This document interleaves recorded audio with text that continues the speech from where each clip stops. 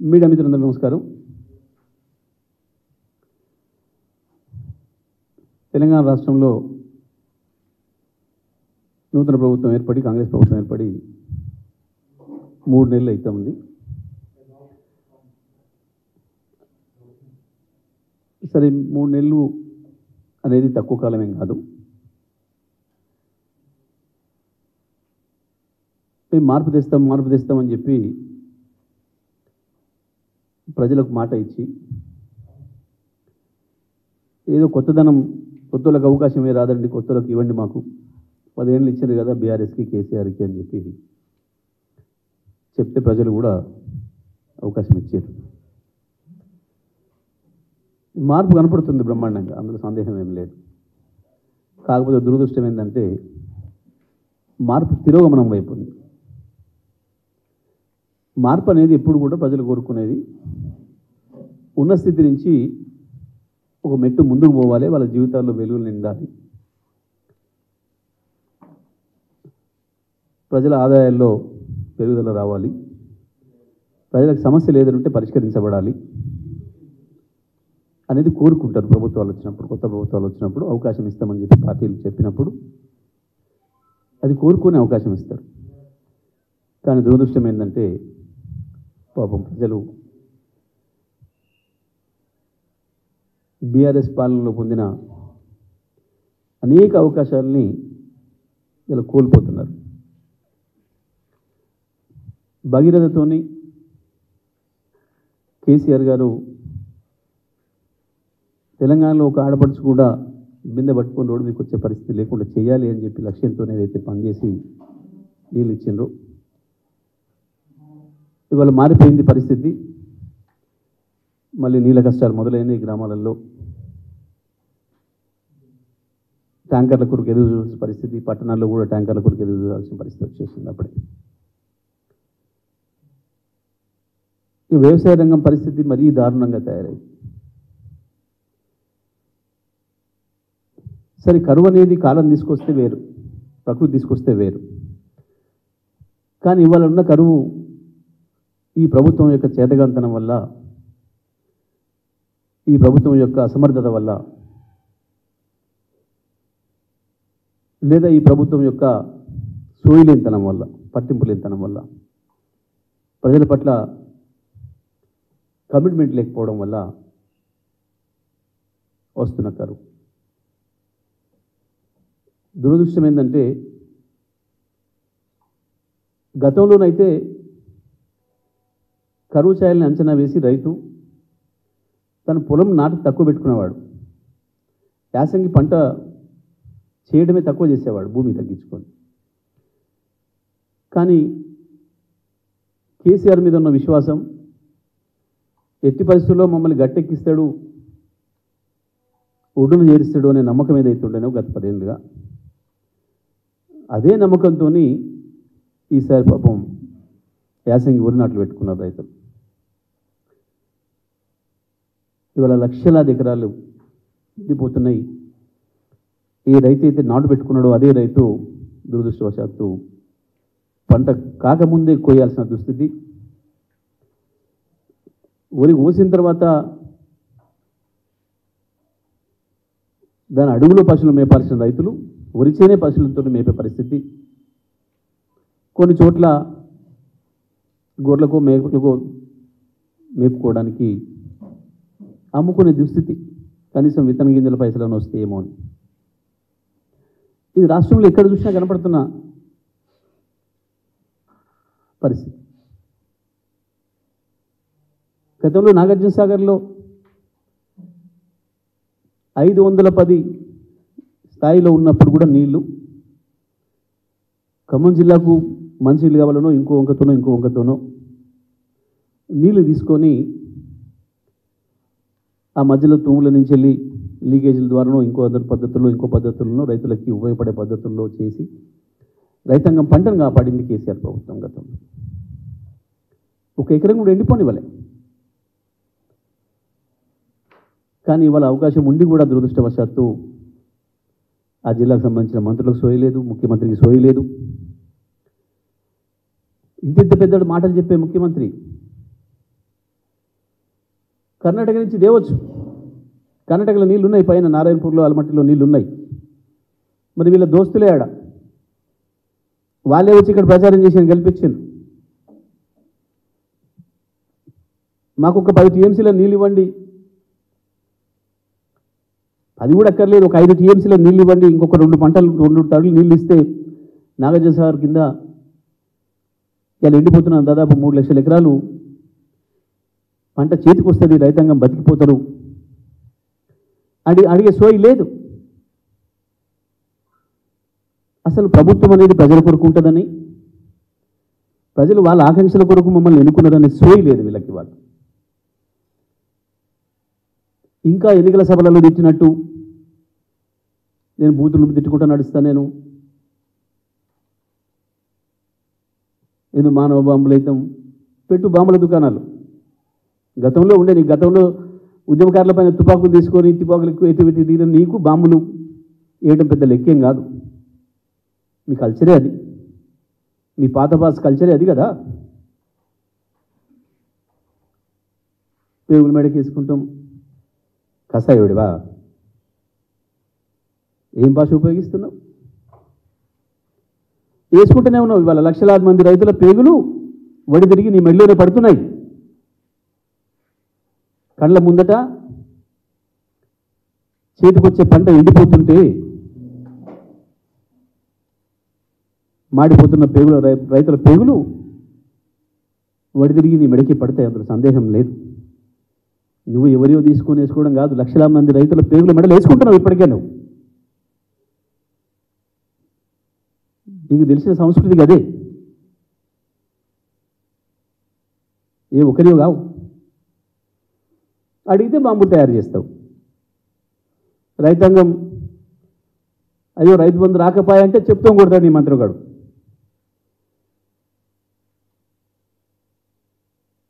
So ఇంత ఒక్కరోజు ఇప్పటి వరకు ముఖ్యమంత్రి అనేవాడు కానీ, ఇరిగేషన్ మంత్రి కానీ రాష్ట్రంలో సాగునీటి పరిస్థితి పైన, ఎండిపోతున్న పొలాలపైన చర్చ చేసిండ్రా, సమీక్ష చేసిండ్రా? చేయలే.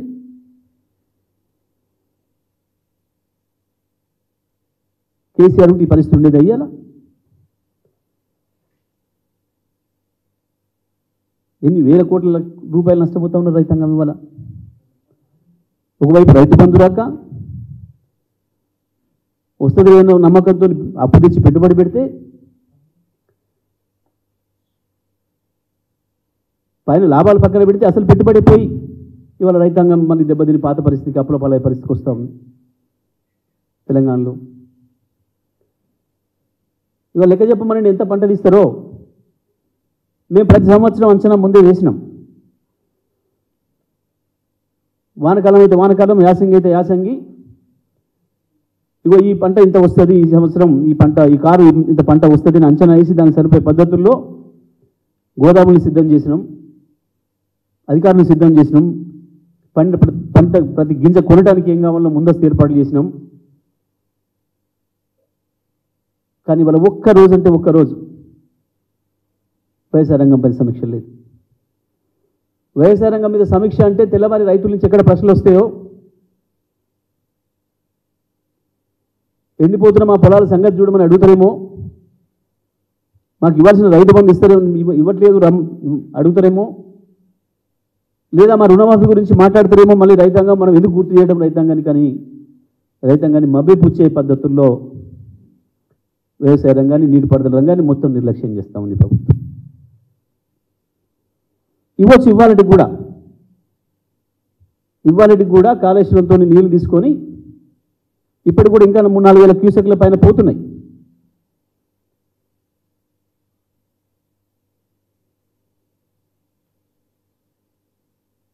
మొత్తం ఎస్ఆర్ఎస్పి ఫేజ్ 1 ఫేజ్ 2 ఎక్కడ కూడా ఒక్క ఎకరం ఎండిపోకుండా నీళ్ళు ఇచ్చే అవకాశం ఉండే. స్వయంగా నీటిపారుదల శాఖ మంత్రి గారి ఊరు వరకు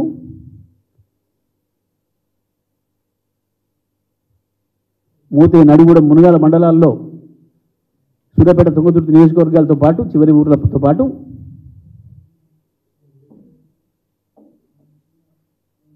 వరంగల్ వరకు ఎక్కడ కూడా ఒక ఎకరం ఎండిపోకుండా నీళ్ళు ఇచ్చే అవకాశం ఉండే.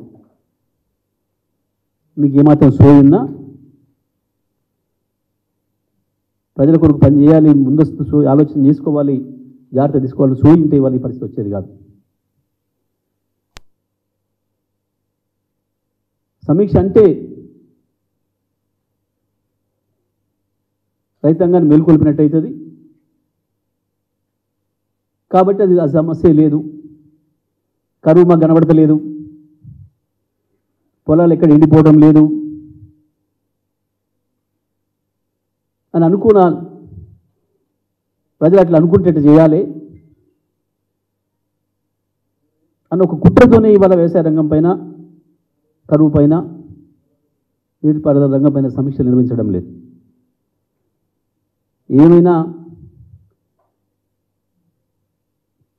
మేం ప్రారంభం చేసినాయి, మేము శంకుస్థాపనలు చేసి నిర్మాణాలు పూర్తి చేసినాయి, మేము నోటిఫికేషన్లు ఇచ్చి పరీక్షలు నిర్వహించి అన్ని పూర్తి చేసి చేతికి ఇవ్వాల్సిన సర్టిఫికేట్లు గివించుకుంటా మేమేందో చేసినాం, మేము అన్ని గ్యారెంటీలు అమలు చేసినాం. మీకు మీరు చెప్పుకొని తిరిగితే సరిపోదు, ప్రజల జేబుల్లోకి రావాలి, ప్రజల కడుపులు నిండాలి.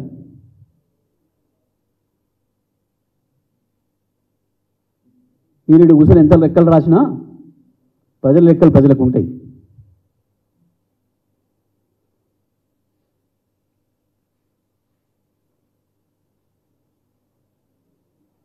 మీరు నియామక పత్రాలు ఇచ్చేనాడు ఉద్యోగాలకి నోటిఫికేషన్ డేట్ కూడా ఇవ్వండి, అర్థమైపోతుంది ఎవరు పునాది వేసినరో, ఎవరు నిర్మాణం చేసినరో.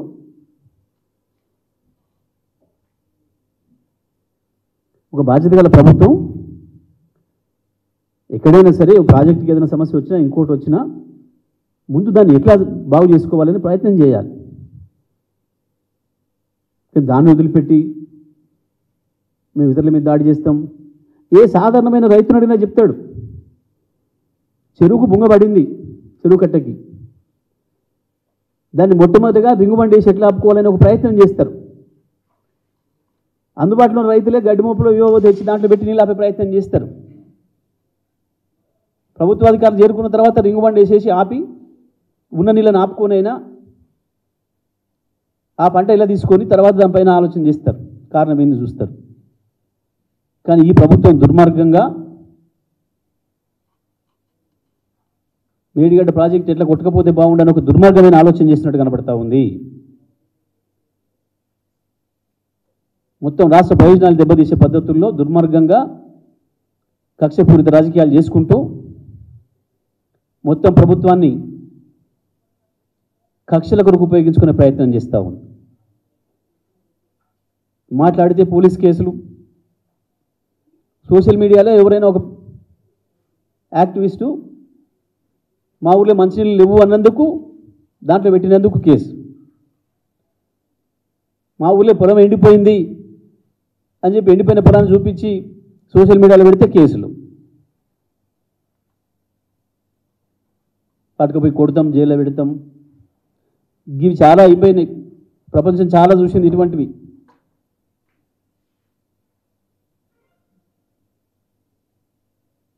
మూడు నెలల్లోనే వందలాది కేసులు పెట్టారు. ఇప్పటికి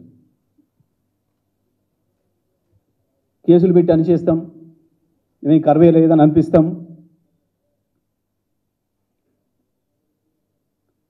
అన్న నియంతృత్వ పద్ధతుల్లో ఆలోచన చేస్తూ ఉన్నారు. మేము ప్రభుత్వాన్ని వెంటనే డిమాండ్ చేస్తూ ఉన్నాం, ముఖ్యమంత్రి వెంటనే నీటిపారుదల రంగం పైన, వస్తున్న కరువు పైన సమీక్ష నిర్వహించాలి, రైతాంగానికి ప్రజలకు ఏం ఊరటనిస్తారో చెప్పాలి.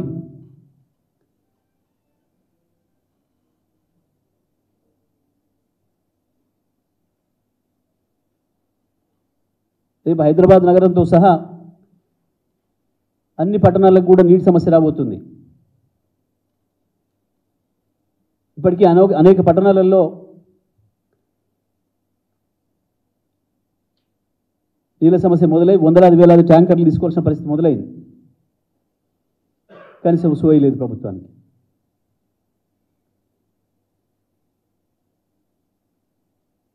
కరువు పరిస్థితులు కొనసాగితే ఏం చేయాలనే దానికి ముందస్తు ప్రణాళిక ఉండాలి. ముందస్తు ప్రణాళిక అంతా ఢిల్లీకి ముడుపులు ముట్ట చెప్పడానికి తప్ప ఇక వేరే దేనికి ప్రణాళిక లేదు ఇవాళ ఈ ప్రభుత్వం దగ్గర. ఢిల్లీని ఎట్లా సంతృప్తిపరచాలి, ఢిల్లీకి ఎట్లా మూటలు పంపాలి, ముడుపులు పంపాలి,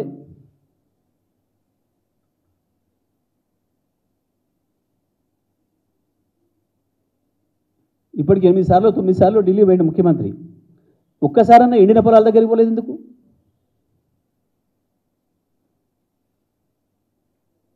ఇది బాధ్యత కదా. అప్పుడే మళ్ళీ మొదలైంది మార్పు. మార్పు అంటే పాతదే, వాళ్ళ బాస్ చేసిందే. ఏది రైతాంగం నువ్వు ఇచ్చే వచ్చేదాని కరెంటుకు బావుల కాడికి పోయి కరెంట్ షాకులతోని పాములు తేలుగుట్టి చచ్చిపోయే పరిస్థితి మళ్ళీ మొదలైంది, మార్పు మొదలైంది. అందులో సందేహం ఏం లేదు.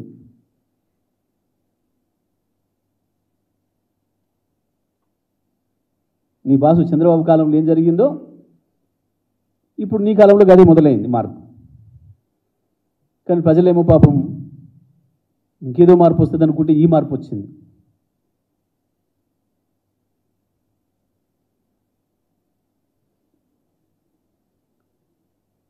ముఖ్యమంత్రి ముందు ఢిల్లీ పర్యటనలు మాని కరువు పర్యటన చేయాలి.